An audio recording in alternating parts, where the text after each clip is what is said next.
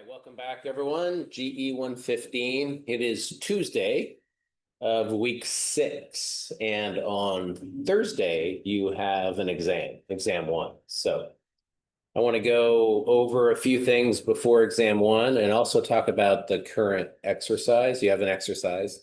That exercise is not due until the 31st, which is Halloween. But that's also the day after the exam. So if you want to wait to start on the rotor, you could.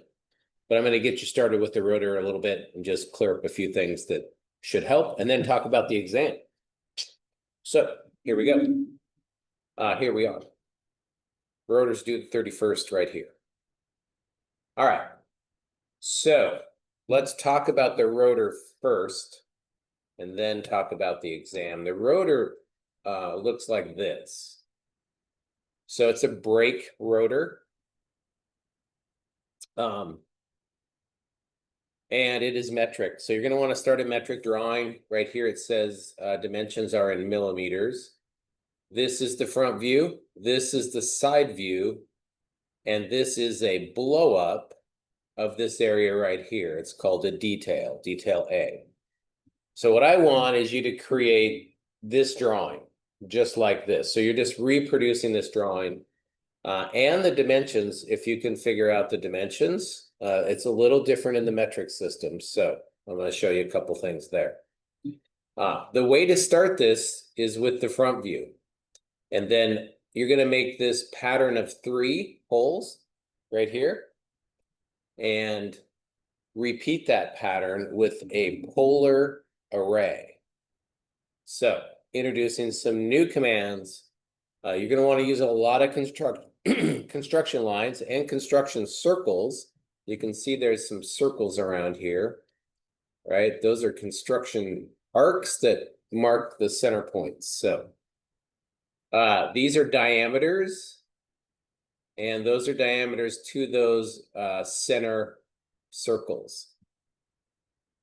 The circles are 5 degrees apart. So 5 degrees between this one and this one, 5 degrees between this one and this one. So we need to use some tools to get 5-degree lines. All right, so I'm going to start with a circle at 165. Actually, I'm going to start with a drawing that's metric. So I'm going to go new. Whoops.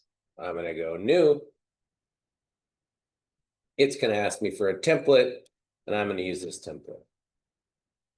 Okay, so now I know I have a metric drawing going. Then I'm going to draw a circle at 165 diameter. So if you look down here, there are options inside of commands, and one option is diameter for circle. So I can click that, or I can type in D. I'll click it, and now see what it's doing? I can input a diameter, 165. So there's my 165 diameter circle, and that's the start of this thing, right? That's this outer circle. So then what I'm going to do is give myself some construction lines from the center point at 5 degrees. So I'm going to go, and construction lines can be just lines, right? There. And then if I set my polar tracking to every 5 degrees, when I draw a line, I get a green line at every 5 degrees. So there's one there. And here's one here. All right. So those are just construction lines at 5 degrees apart. Okay. So then I want to get these arcs that locate. So if I had those arcs in, and then I would have the intersections for my circles, right? So it looks like the biggest one is 153 diameter, and then 148, and then 143. So 153 is the first one. Again, I'm just going to use a circle. You could also just do offset, so that would work too. Diameter 153. And then I think it was diameter 148. Oh, that doesn't look right. What was it? 153, 148. Oh, that's right. And then 143. All right.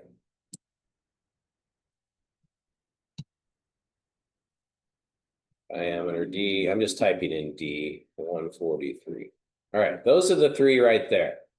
Now, if you had your template going, you would have some line types. I don't have a template going, so I'll just load something so I can change. I'm going to use a large center line. All right, so I can change these three lines to a center line. And that's just so I don't get confused later, right? All right. The spaces are a little too big, but that's all right. I think you can see what I'm doing here. So I need a circle, circle, circle, and those circles are what? They're 5 in diameter. The 72 refers to 72 of them. So there's 72 circles, right? But I'm going to array 3 at a time. So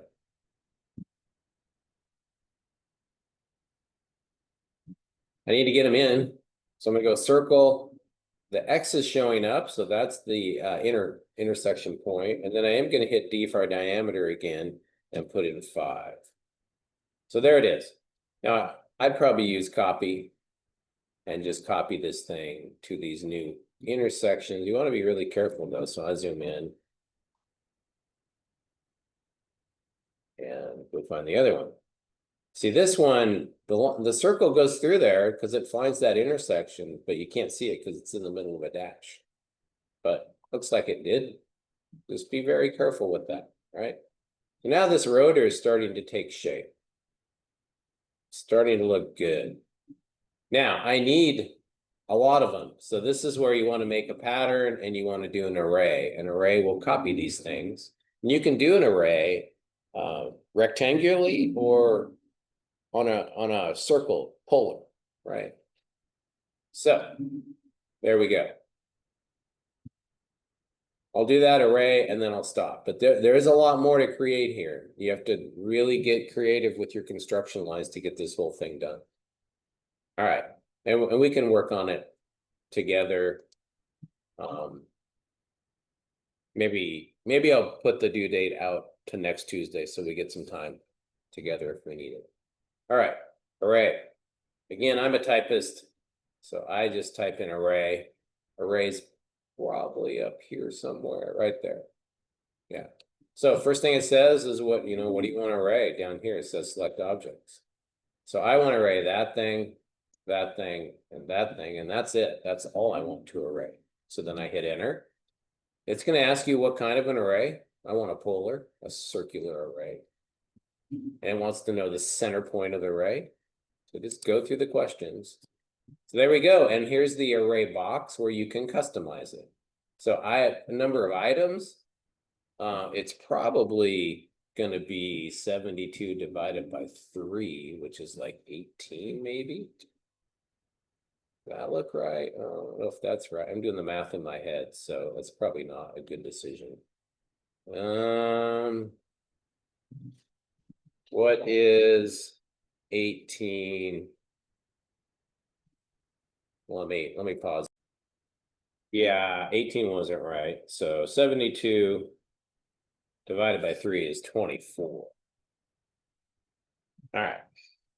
So the nice thing about this thing is you can just keep tweaking it. Number of items, I want 24. Because I did 3 circles, right? I did 3 circles. All right, so there we go. Once you like it, then you can hit the check. So there, that's a big piece of the array that's completed, or a big piece of the rotor that's completed for you to help you get started with it. All right, big project. So again, I'll extend that due date out till we meet after the exam. So if you can get started on it, that's a good thing. But let's talk about the exam. I'm actually going to show you. I'm going to show you an old one, maybe. Yeah, no, I am right here. So here's an old one. Last year. It says draw the front, top, and right side. So you're going to do an orthographic projection of this thing. Fully dimension it. and then use your title block. So I have you use your title block that you created, so have that available. And do a front, top, and right side view with hidden lines. And how I evaluated it was line quality. So that means accuracy and line thickness and line thinness. So that should be showing up. And usually I just look at the PDF to see how it looks, and then I go to the drawing to see the details. Some points for lettering in your title block and naming your views. Please don't forget to name your views. And the name of the view goes under the view. Your dimensions, and then the title block. So there you go. This is what it looked like last time. So who knows? Maybe I give you the same one. All right. That's a review. Probably where students get hung up is when you do your layout and figuring out your scale, right? Don't forget to do that before you start. If you use your title block, you won't have to do this maneuver right here.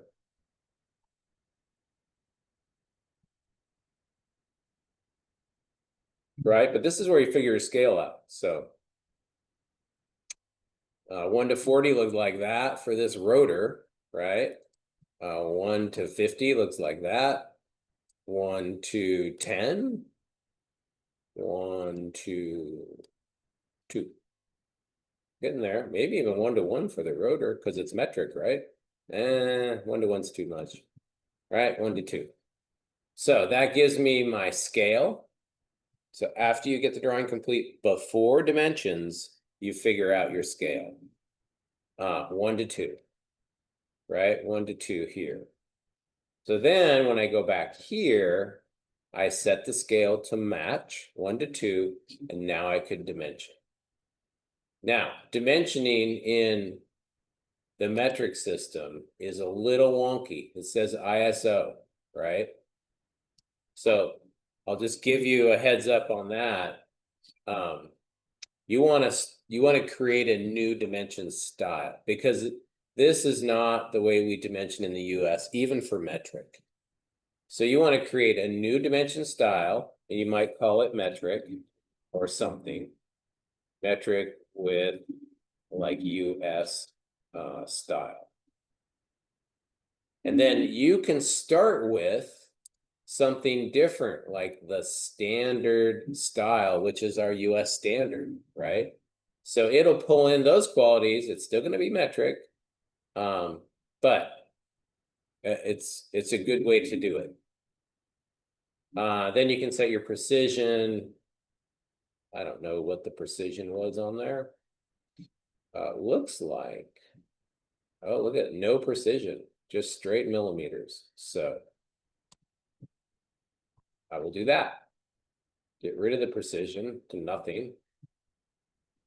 Decimal's good. And say, okay, and close. Now, you want to use it, so you have to get it active. So just because you create one doesn't mean it's active. There's, didn't make it. Looks like it did not make it. Maybe I didn't complete that last button. Let's see, did it make it? Oh yeah, it's here, metric with the US style. I'll set it current. Close. So now it's current, and when I like do some kind of radius dimension maybe, or a diameter dimension, and I choose this, right? And I pull it out, I did not adjust the height, so I need to go adjust the height. Everything's really small, but at least it's looking like US. It's not looking like metric. Metric uses a comma and those kind of things. But I did not adjust the height, so let's go do that. Modify. And it's probably going to give it to me. Let's see what it gives it. Oh yeah, 0.18 text type. It's thinking millimeters. So this is it's a bit of a problem with AutoCAD, because yeah, I said use the standard style, but that's just going to give me standard style dimensioning. It's still thinking millimeters. So this needs to be like 3.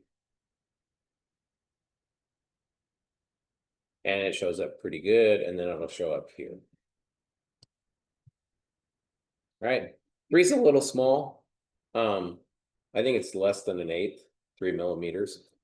But I don't know if I don't think I said, oh, maybe I did say, let's see. Let's go back to the actual exercise and see if I said text type. Use emphasized paper, 3 millimeter dimension text height. So I did say 3. So yeah, that works because it gives you lots of space, right? It gives you lots of space to dimension and get everything done here. So, all right, that's a little bump start on dimensioning. So that should be enough to get you started with this. I'll put the due date out to next Tuesday so we can work on it in class together after the exam on Thursday. All right. Good luck, and we'll see you Thursday.